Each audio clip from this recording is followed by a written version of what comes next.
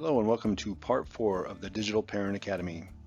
I'm Jay Martin, Nebraska Department of Education School Safety and Security Director. This is the last of the 4-part series. Hopefully you caught Platform Pressure Part 1, Synthetic Media Part 2, and Exploiting Emotions Part 3. Let's get started on our final section, being digitally fit or digital fitness. Part 4 of our Digital Parent Academy is digital fitness. This is something we should be practicing daily.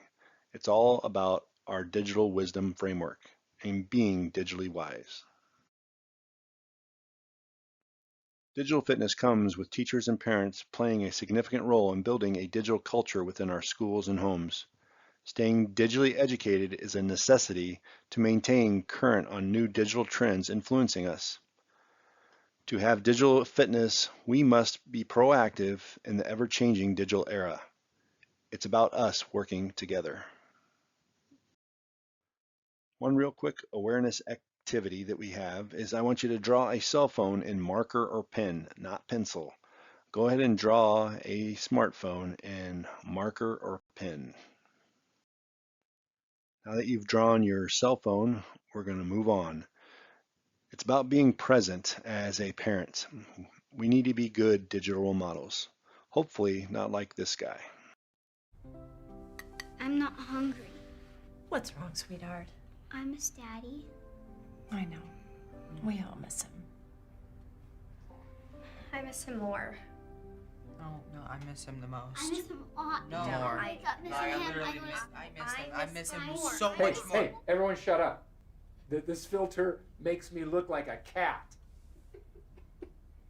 It's so funny, it's making me cry. So hopefully we're having better digital practices in front of our children. So digital fitness is a culmination of all the first 3 parts. If you recall from part 1, we talked about algorithms and how they manipulate us. Well, how do you confuse them? You go out and like everything. This confuses the algorithm and you'll start seeing different things on your social feed that maybe you've never seen before. Purposely seek opposing opinions. This will give you a more authentic view of the world and what's really going on out there. If you don't change your position, you're likely just to keep going down that path and never see something that you've never seen before. View those news feeds in the middle. There are news feeds that are on the left or the right, and there's ones that kind of sit in the middle. You got to know which ones those are. Or you just keep swiping until you're the age of 74, and they say you're likely to lose about 9 years of your life just focused on a device screen.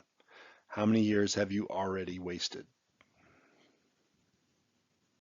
Another thing we can do is try to elude bias calculations. Avoid posts of people who only follow a few. If they only follow a few, they're probably only pushing their own agenda or own opinions. Change feed settings to recent so the platform cannot personalize your own view. And mute your own confirmation bias. Again, just reconfirming what you already believe to be true is not a good thing. Purposely go out and try to disprove what you believe to be true. If you look at the picture on the right, you'll see our perception often is a belief that it's a straight line, but the reality of any situation in life, it's never a straight line. But because of confirmation bias, we often seek that clear, straight path, but nothing is ever as clear as it really needs to be. It also comes down to truth bias. We often don't want to believe people are being false or untrue, but unfortunately online, that's what's happening quite often. Things aren't always true. We got to learn to change our position, and then we will see a full 360 view of what's really going on with the story, post, or video. Our position impacts our perception and our perspective, what we see, hear, and feel, and more importantly, our attitude about what real events are occurring. Again, we got to look at all sides online, that 360 view, because is the wall red or is it blue, stupid? We got to learn to not get stuck in a one-sided reality. We got to be open to other perspectives of events. Remember, platform clicks may differ, creating 2 entirely different viewpoints. but it's okay to debate, think differently, have differences, and still coexist. We got to teach our children to have art because this improves digital beauty. Do not let devices control our destiny. It could end up hurting us. The A is accept. Accept online differences and be mindful of how every click will impact our life. Resiliency comes with mistakes and real experiences, not virtual lifeless practice. And tolerance. Tolerance is not about who's right. It's about being empathetic, kind, and unalike, which is okay. Acceptance, resiliency, and tolerance is having art. This will make our digital lives much more beautiful. Again, AI, or artificial intelligence, is clouding our judgment. Here's Johnny Cash, who is no longer with us, who created a remake of the Barbie Girl song. Hello, I'm not Johnny Cash.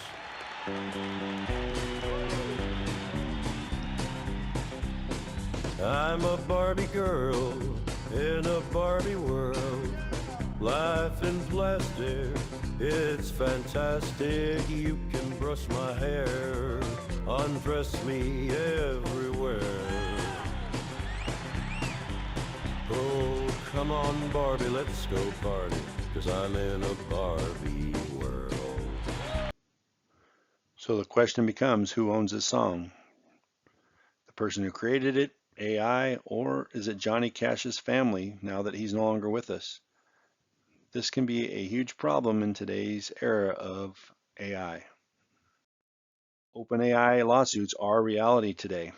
John Grisham and the Games of Thrones authors have been suing the OpenAI due to them utilizing their characters from their books to write different stories from their existing material.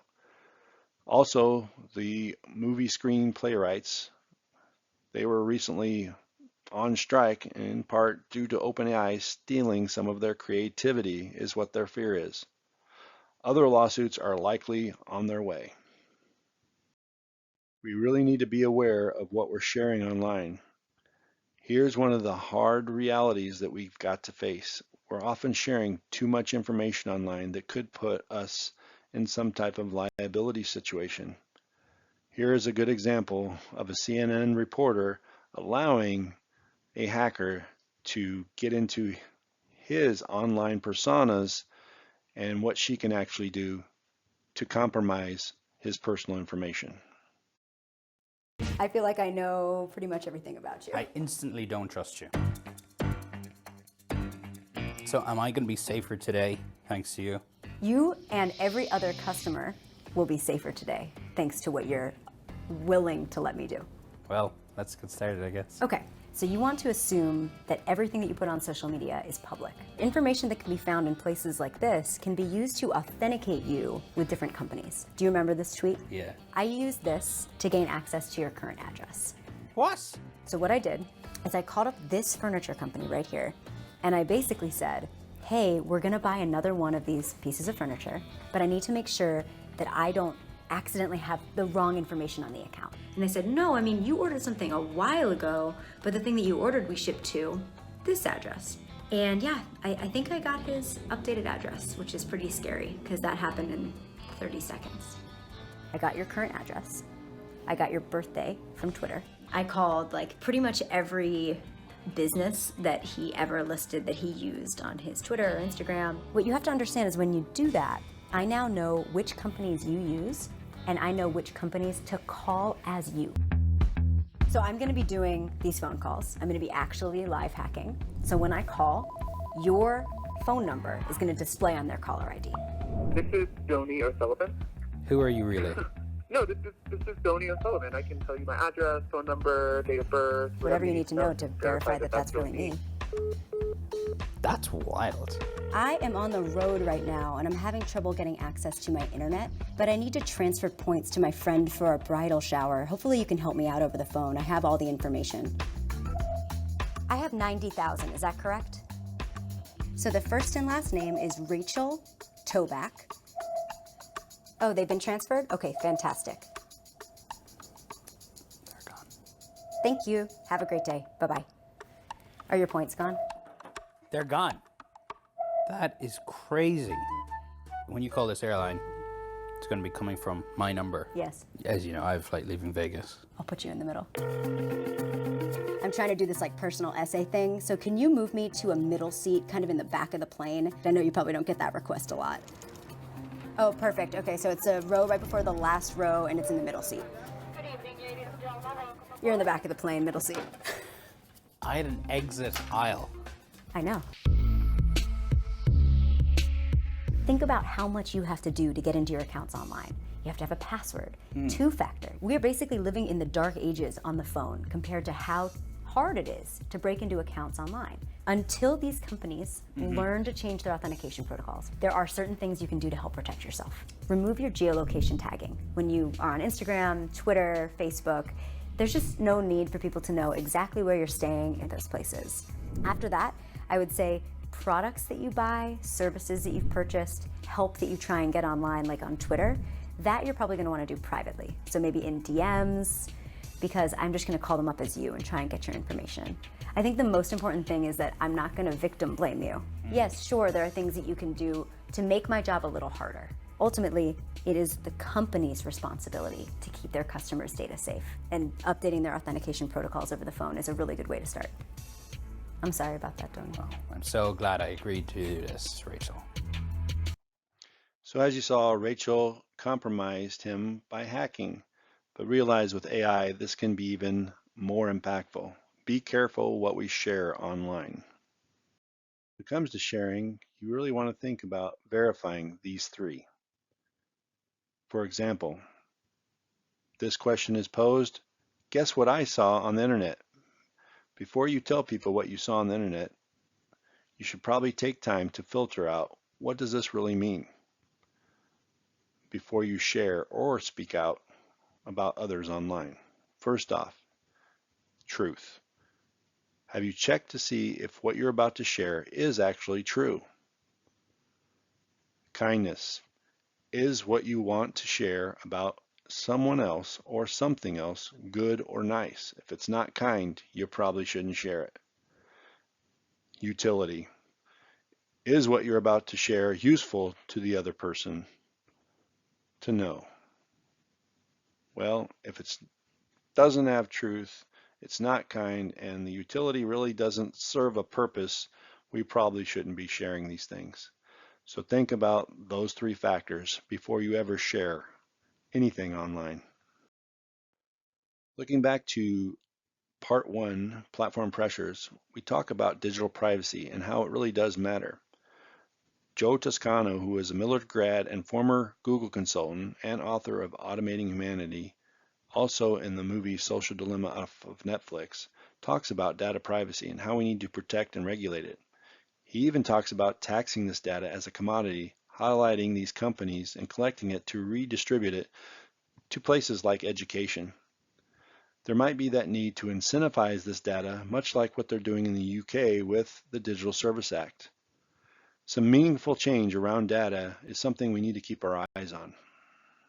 Other ways to be digitally wise? Well, again, checking our posts for the source, the owner, the evidence, photos, videos, all these factors need to be taken into consideration, whether they're real or not. Again, with AI, videos and photos are becoming more and more difficult to distinguish between what is real and what is not. Watch out for that misinformation and disinformation. And be aware of our emotional responses, how these platforms pull us down these rabbit holes, keeping us on the site, the post, or the falsehood because that's what we believe to be true. Be mindful of our online tugs of our emotions. Other digital contagion remedies is turning off unnecessary notifications, so we're not getting that anxiety from the buzz or that notification that we really don't need. Turning off our geolocate services, so we're not being notified of something as we walk by it, that business. The grandma test is just this. Is grandma smiling when we hit send, or did grandma just smack us upside the back of the head? If she hit us on the head, we probably shouldn't have hit the send button. Getting devices out of the bedroom. Sleep is the #1 thing for remedying our health. Kids need roughly 9 hours of sleep. Most of them, again, are getting about 7. They need to get that 9 hours of sleep to avoid misdiagnosis of ADHD or going down paths of suicide, all these different factors that come into play when you don't get enough sleep. Sleep is the number one thing for physical and mental health. The other thing, get the earbuds out of your child's ear when they're in the car. You have a captive audience. Have an engaging conversation with your child at that time.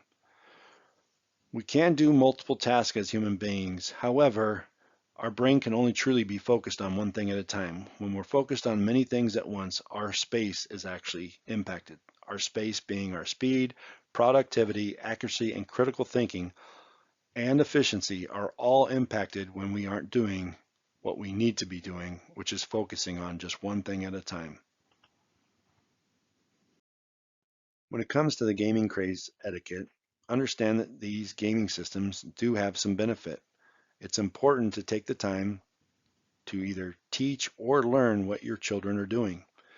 The benefits like resiliency, overcoming obstacles, and a sense of connection are all true. However, we need to also be concerned about the problems. Gaming disorder is a mental health issue. 2 hours or less is the recommendation. Anything over 2 hours causes some damage to the brain. We need to understand this and understand that we need to limit that use.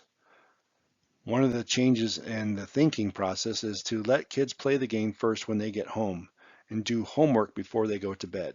You typically recall things right before you go to sleep, so the things you really want them to recall is their homework, not how to play a video game. As a parent, you should be asking your child these types of questions. What new games are you playing? What skill did you learn on that game? What's the biggest challenge of that game? These are constructive questions to ask your child when they're playing online games. Happiness can only occur when there is skill or challenge. If aggression or arguing or getting upset is the problem, that's probably when they need to get off the device. How to build digital relationships with your child?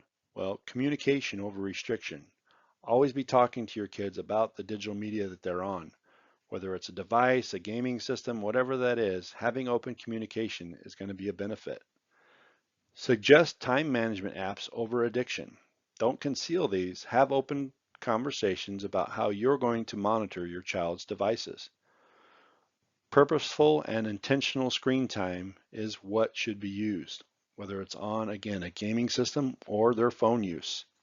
And age does matter. Obviously, the younger they are, the more limitations you want to have. Changing the colors on the screens and things of that nature are all things that do impact a child being on a device. Another way to create a digital connection with your child is through a thing called pebbling. It's that emotional state of building a relationship with your child. If you're unfamiliar with what pebbling is, it's actually that penguin who is wooing its mate, bringing them a pebble to their nest to start a bond. What does that look like? Well, in the digital deed of love, it's to remind them that you're thinking of them through a gift or a surprise. Online, that's that text, the meme, the video, the gift, the quote, a joke song, or other digital medium to show you have some type of affection. It's basically a way of saying I love you to your child without using those words. What did that look like back in our day? It was putting that post-it note on the fridge or mirror to basically create a connection in a comfortable way. Other platform practices you can do to help with this is things like not sharing your emotional state, avoiding digital drama, and taking digital breaks, that digital detox. Again, just saying no and taking them away completely is not an option, but taking those breaks is very important. An example would be a silent walk. That's basically going on a walk without any devices in your pocket or around. You leave them at home and go for a walk and enjoy each other's company. Other ways to avoid the digital manipulation that goes on is physical activities with your children. Focused study time, where they're studying on specific times within your home.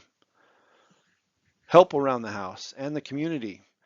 Having your children help with chores around the house or whatever's going on. and then just having tech-free interactions. The only way you cure this addiction that's going on in the world today is to find something better. What is that something better in your home to get your children away from their devices? Pull out that phone that you drew earlier. Go ahead and try to erase it. So just why can't you erase it? How is that similar to what we do or post online? Yep, it's very similar. Once it's out there, it's out there. We can't really get rid of it. We got to teach our kids to be aware of their every post. It's like their digital billboard. Understand that the virtual world crosses into the real world. Your digital billboard is basically when you post something, it's that billboard that you have out there that everyone can see.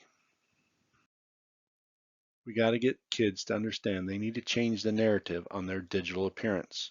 Value who they see in the mirror. Stop agreeing with the faceless online herds. Paint the real self on their own digital billboard. Imperfections are the best part of us, and get them to understand that. Not everyone loves us, and that is perfectly okay. Be authentic and genuine. Treat yourself like you matter. One way to erase those digital concerns is giving kids the understanding of having grit. First off, guard our emotions from being infected by those digital contagions or influences online. Recognize the goal of the platform, media, or the author behind every post.